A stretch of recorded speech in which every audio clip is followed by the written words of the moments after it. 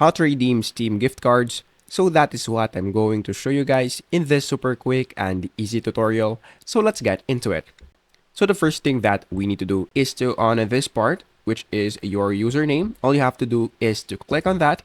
And then once you click that, you will see this view my wallet. So all you have to do is to click view my wallet right there. And then once you're now here, you will be redirected into the category wherein you can add funds to your Steam wallet. Now on this part, as you can see on your Steam account, under that, you will see this redeem a Steam gift card or wallet code. Now, of course, what we're going to do is to click on that.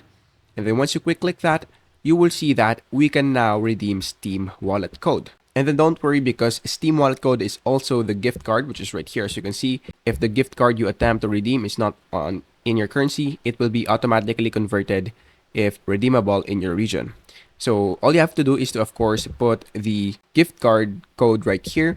And then once you put that, all you have to do is to click the continue. And once you continue that, of course, all you have to do is to confirm.